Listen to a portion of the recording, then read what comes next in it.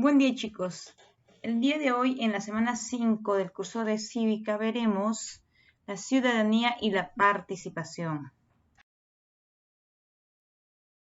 Continuando con el tema de ciudadanía, esta vez corresponde a ver el tema de la ciudadanía y la participación. Dos términos que van de la mano y que se alimentan entre sí. Partamos por definir la participación ciudadana. Bien, la participación ciudadana es una dimensión fundamental de la ciudadanía, pues consiste en ejercer de manera legítima y libre el deber y el derecho que tienen los miembros de una nación, de construir activamente un futuro compartido. Entonces, en esta participación ciudadana no solamente es desde las autoridades, sino también desde la ciudadanía, ¿no? Que tenemos que comprometernos con la participación activa, ¿no? Para poder construir un futuro mejor para las generaciones más pequeñas. En la teoría política contemporánea se considera que el ciudadano es el titular del poder. ¿Cómo así? El titular del poder. Quiere decir, es el quien tiene el poder. Y este poder lo va a delegar a las instituciones que constituyen el Estado. Por ejemplo, ¿no? Nosotros el próximo año en las elecciones iremos a sufragar y nuestro poder vamos a entregarle a uno de los candidatos que mejor nos parezca y le daremos ese poder. Y también si ellos no actúan bien o no cumplen bien sus funciones, tenemos el poder de quitarles, ¿no? Ese poder con la revocatoria, hay mecanismos de participación en la cual podemos nosotros hacer sentir nuestra voz de protesta. Por eso es fundamental en un Estado moderno que los ciudadanos participen activamente en los mecanismos de toma de decisiones y en la elección y el control de las autoridades. No basta, chicos, con simplemente ir a elegir, sino también de controlar, fiscalizar. Si esos candidatos, ¿no? que en un momento nos prometieron algo y ahora ya estando en el poder, ¿no? están cumpliendo con sus promesas y se están desarrollando la política que nos dijeron que iban a desarrollar mientras estaban en campaña. Una cosa es el político en campaña y otra cosa es el político ya sentado en el poder. De ahí de la importancia de cada uno de nosotros de seguir construyendo y seguir fiscalizando a estos señores a los cuales simplemente nosotros los ciudadanos le hemos entregado nuestro poder. La participación requiere, por una parte, que el Estado sea abierto y genere información y establezca espacios y mecanismos que acojan las preocupaciones y necesidades, además propuestas provenientes de la ciudadanía, que se involucre en las cuestiones públicas como organizaciones fuertes que representen en su diversidad. Entonces, en la participación ciudadana, en el caso peruano, por ejemplo, se ha avanzado bastante porque el Estado peruano ha ido regulando, ha ido normitizando ciertos aspectos para favorecer la participación ciudadana, ¿no? Sin embargo, todavía esta participación ciudadana plena no se da al 100%. Una parte es por el desinterés de la población, porque no nos comprometemos con los temas o los asuntos públicos y ahí estamos mal. Si seguimos en ese mecanismo o en esa medida, vamos a seguir quejándonos de las autoridades que tenemos, pues, ¿no? Porque el poder está en nosotros y si nosotros no hacemos respetar ello, vamos a seguir cayendo en este círculo vicioso. Entendida así, entonces la participación tiene una virtud que contribuirá a generar una relación de colaboración, respeto mutuo entre el Estado y la ciudadanía. Asimismo, favorece el fortalecimiento de la sociedad civil y permite una mayor legitimidad de las políticas públicas. Entonces, como vemos aquí en la imagen, Si nosotros entendemos, ¿no?, que esta participación va a contribuir a una relación de colaboración en la cual todos somos una ficha importante en la sociedad, vamos a alcanzar que nuestro Perú, nuestro país, sea una sociedad del primer mundo. Pero si seguimos fragmentados, no es como un rompecabezas. Si las fichas están dispersas y no se llegan a juntarse adecuadamente, no, ese rompecabezas no se puede armar. Lo mismo sucede en el Perú con respecto a la ciudadanía y las políticas públicas. Bien, ahora veremos los principios generales de la participación ciudadana.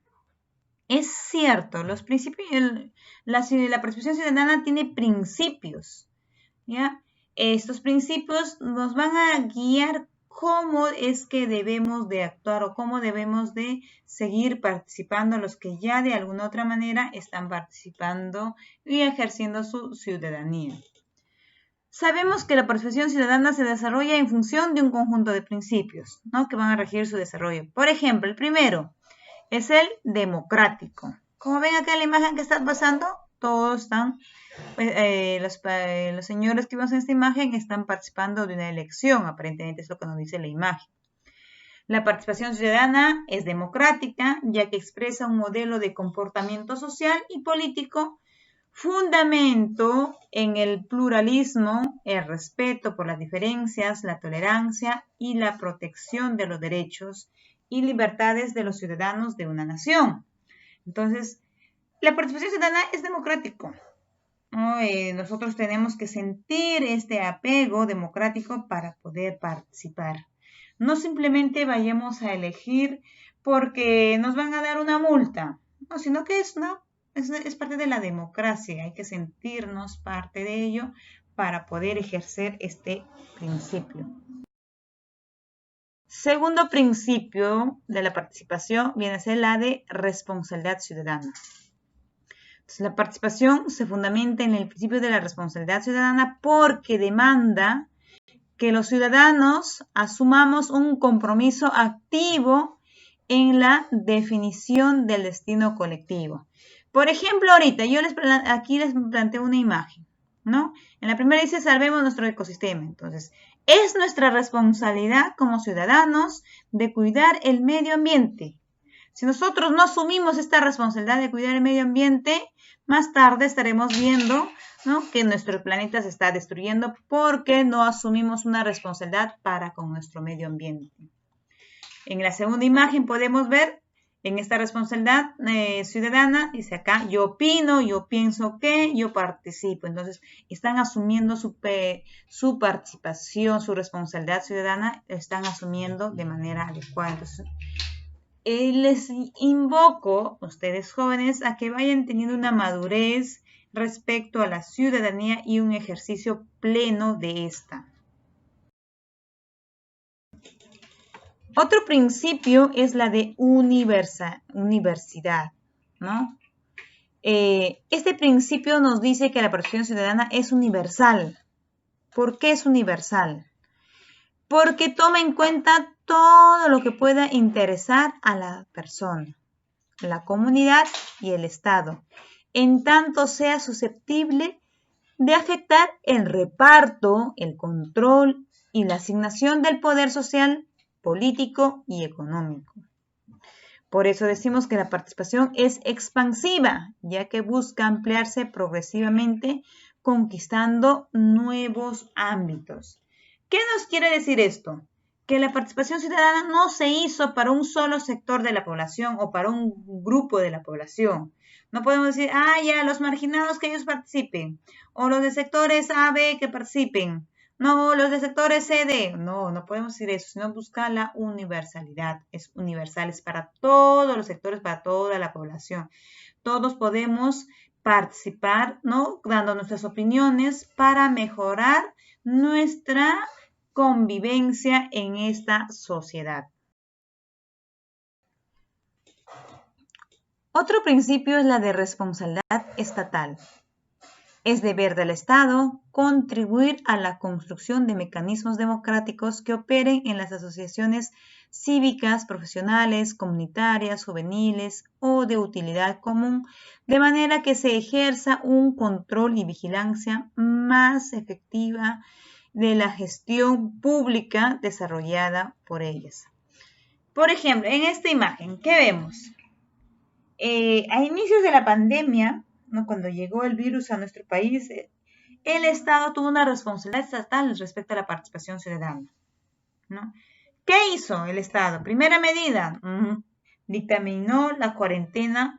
¿Por qué? Porque nuestro país no estaba preparado para afrontar esta pandemia, ¿no? Las dimensiones que tenía. Entonces había que ir preparando los hospitales, las camas UCI, ir implementando, porque nuestros hospitales en el Perú no iban a responder adecuadamente, iba a colapsar en cuestión de días, ¿no? Y no en cuestión de meses. Por ello, se dictaminó la cuarentena. Entonces, eso fue una responsabilidad del Estado asumir esta política. Y nosotros como ciudadanos tuvimos la responsabilidad de acatar esa cuarentena, por eso vimos parques vacíos, las personas en sus casas, ¿no? Desarrollando trabajos desde las viviendas, estudiando hasta la actualidad. Nosotros en el sector de educación seguimos desarrollando nuestras actividades desde nuestros hogares, porque todavía el virus está ahí y es amenazante. Entonces, esto es una responsabilidad estatal, porque desde el gobierno se ha mecanizado, se ha elaborado mecanismos de protección para con nosotros, los ciudadanos, los peruanos, y podamos ir protegiéndonos en esta pandemia. Otro principio de limitación. Una limitación de este enfoque es que requiere la existencia de ciudadanos activos y conscientes políticamente que ya estén informados y listos para ejercer sus derechos. Se pone énfasis en el individuo como sujeto que decide y en una sociedad con mayor homogeneidad en su participación democrática. Pero, ¿cómo funcionaría en sociedades con fuertes desigualdades sociales? Ejemplo, nuestra sociedad peruana, ¿no? Existen fuertes desigualdades sociales. Hemos visto en las clases pasadas, en los textos que les he dejado para el desarrollo de las tareas, que existe en el Perú desigualdad, existe incluso el tema de discriminación por estas desigualdades sociales y económicas que se dan en nuestro país, y más aún con esta pandemia hemos visto, ¿no?, que todos no estamos nadando al mismo ritmo en esta pandemia. Otros van en barcos, otros en canoas, otros van nadando simplemente, ¿no? Entonces, esta es parte de esa desigualdad social. Entonces, una limitación es esta, la desigualdad social. Y es por eso quizás que la participación ciudadana en nuestro país no se esté desarrollándose de manera efectiva, porque la participación ciudadana requiere de personas o de ciudadanos activos y conscientes políticamente. Y eso es lo que nos está todavía faltando a los peruanos en su mayoría. Por eso es que quizás podemos ver tantos actos de corrupción y tantos actos de violencia, ¿no? Porque todavía no somos ciudadanos activos y conscientes políticamente hablando. Por eso es muy importante desde muy pequeños que se les eduque en el tema de valores, en el tema de ejercicios de sus derechos, ¿no? Y es que desde pequeños, desde los niveles más pequeños, como es el caso de inicial, se les viene inculcando el tema de la formación de los derechos, ¿no? Para que los niños vayan conociendo y cuando sean adultos sepan, ¿no?, cuáles son sus derechos, y de acuerdo a sus derechos y obligaciones puedan participar y ejercer una ciudadanía más plena. Entonces, la idea de implicación política siempre ha levantado sospechas entre los conservadores, que crean que la participación intensiva de la ciudadanía divide profundamente a la sociedad en demandas ambiciosas, ¿no?, y necesidades excluyentes. Miren, esta es una idea desde los conservadores, ¿ya? ¿Cuál decía? No, si le damos mayor libertad, mayor participación, ellos van a seguir demandando más. ¿no? Entonces, vean cómo opinan los conservadores. Entonces, el faccionalismo y el conflicto con sus coloridos, ¿no? Por lo demás, las masas de ciudadanos serían en esos supuestos manipulados fácilmente por los demagogos, ¿no? Quiere decir que los que hablan bonito estarían manipulando y efectivamente en alguna manera sí sucede eso, ¿no? Los que hablan bonito son los que los que ganan las elecciones, dicen, ay, mira qué bonito habla, pero en ese que bonito habla, vemos el contenido si realmente lo que está proponiendo es viable. ¿Desde el Congreso podrá hacer esas obras? No, pues ustedes ya saben que los congresistas no hacen obras. Los congresistas van a legislar y no a hacer obras. ¿Quiénes hacen las obras? Es el poder ejecutivo y no el poder legislativo. Entonces, ustedes ya no se van a dejar engañar a jóvenes. ¿Qué más? En este caso, dice, los índices de participación señalarían no a la fortaleza, sino precisamente a la debilidad del régimen democrático. La alta participación sería pues una señal de insatisfacción y de deslegitimación del sistema e impactaría negativamente en la gobernabilidad. Pues, mire, es una posición conservadora, ¿no? El hecho de no empoderar a los ciudadanos. Pero eso no es del todo cierto, porque si la población está empoderada, sabe cómo se gastan los recursos del Estado, sabe qué beneficios tiene el hecho de participar, qué beneficios tiene ciertas acciones y qué negativos, entonces la población se va educando, ¿no? Entonces, que no corran, que no digan que es un riesgo, sino por el contrario, estaremos hablando de personas más educadas, con más interés en las cuestiones públicas y que no solamente estarán pidiendo que se les dé un bono, que se les dé una ayuda humanitaria para que solamente satisfagan en el momento una necesidad X y más así ellos puedan desarrollar instrumentos y puedan desarrollar capacidades para que puedan como ciudadanos salir de las necesidades en las cuales se encuentran. Entonces, no busquemos el facilismo con la participación ciudadana. Por el contrario, busquemos la madurez de la población. Todo ello según la perspectiva aconsejaría como más razonable para lograr la gobernabilidad el uso de herramientas tales como la representación, los políticos profesionales, los expertos. El sistema representativo proveería de salidas a estas dificultades mediante la interposición de unas élites encargadas de agregar y articular intereses y demandas. Después de todo, lo importante para el liberal en este caso, sería garantizar el ejercicio de las libertades individuales y no la participación o en el juicio político ciudadano. Miren, la concepción conservadora y la concepción desde los liberales, ¿no? Que no van más allá de la preocupación por el ciudadano de a pie, entonces, ¿no? Buscar mecanismos. Pero estos mecanismos para la participación es que todos los ciudadanos empecemos a madurar políticamente. Y esa madurez políticamente va a recaer en la educación. Si la educación no se da de manera adecuada, vamos a seguir hablando de que la participación ciudadana en el Perú todavía es floja. La elección de funcionarios para los distintos cargos es una forma de participación, ¿no? Ciudadana, que es la elección de funcionarios para los distintos cargos de la administración pública. Hay varios tipos de elección de acuerdo a las autoridades, funciones y cargos que se han dispuesto en el caso peruano. Por ejemplo, tenemos la presidencial, las elecciones presidenciales. Esta es para representarse como candidato a la presidencia de la República, que de acuerdo a la Constitución Política del Perú, se requiere ser peruano o peruana de nacimiento, tener entre más de 35 años de edad y gozar del derecho del sufragio. El candidato gana si obtiene más de la mitad de votos válidamente emitidos, que quiere decir más del 50% de votos emitidos favorablemente, ¿no? Si ninguno de los candidatos alcanza este porcentaje, se procede a una segunda vuelta, ¿no? Y en los últimos años hemos visto que Por lo general nos hemos ido a segunda vuelta porque también hemos visto que ha habido un número considerable de candidatos.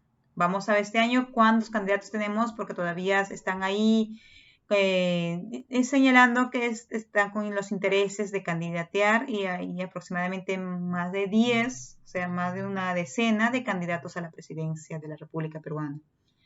Luego tenemos las elecciones parlamentarias, que es la elección para los representantes al Congreso. En el caso peruano se eligen a 130 representantes y por Piura tenemos 7 representantes en el Congreso. Luego tenemos las regionales, que mediante estas elecciones regionales se elige a las autoridades del gobierno regional, como es el caso del gobernador regional y los consejeros regionales. Luego tenemos las elecciones municipales en las cuales se hace una elección de las autoridades locales, como es el alcalde y los regidores.